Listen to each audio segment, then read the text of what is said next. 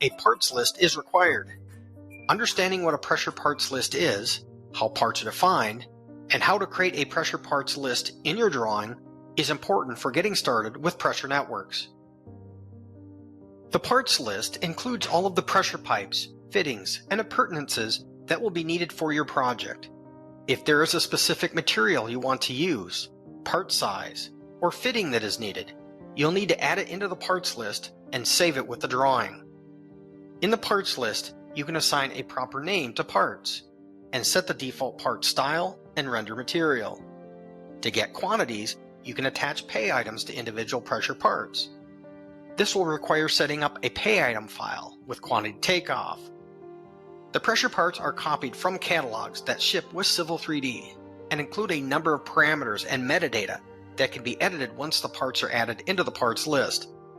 To edit a part in the parts list, you can use the contextual menu. Part lists can be saved into your Civil 3D templates to use on all new project drawings, or you can create custom parts lists for your project.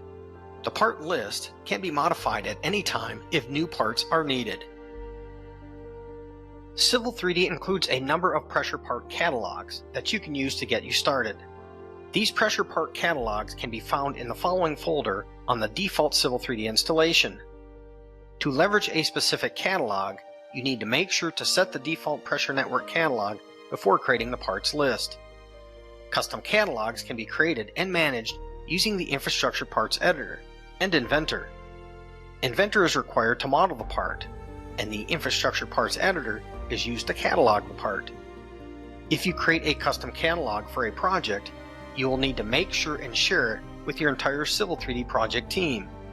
If the catalog is not provided to other Civil 3D users, they will not be able to edit or manipulate the pressure parts in the drawing. To create a pressure parts list for a project drawing, start by selecting a default pressure network catalog in Civil 3D. Browse to the folder location where all of the catalogs reside. The default installation location will look similar to that shown here.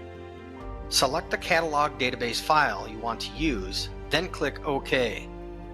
To create the parts list, use the Civil 3D tool space. On the Settings tab, under the Pressure Networks, open the Parts List contextual menu and select New. In the Pressure Network Parts List dialog, on the Information tab, specify a name for the parts list. Part lists can reference multiple catalogs.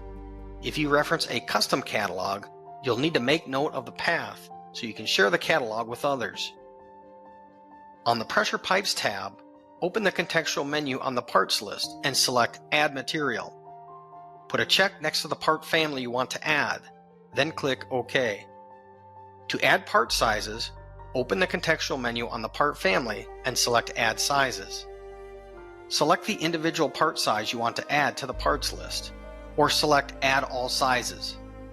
If you are adding multiple sizes, you'll find it easier to add all part sizes than delete only the part sizes that are not needed.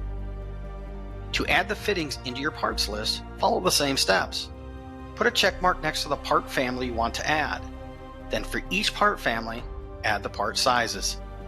This can be done in a similar fashion to pressure pipes, and all part sizes can be added. If there are any sizes you want to avoid using, make sure to delete them from the list.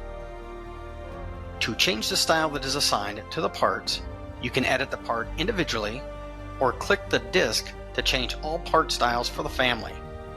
This will be the default when the part is placed into the drawing. Repeat these same steps to add the remaining elbow and T-fittings and the appurtenances. When you're finished adding all of the parts, you can view the part list summary. When you're all set, click OK to exit the parts list and make sure to save your drawing. Not saving the drawing file will lose the changes that you made.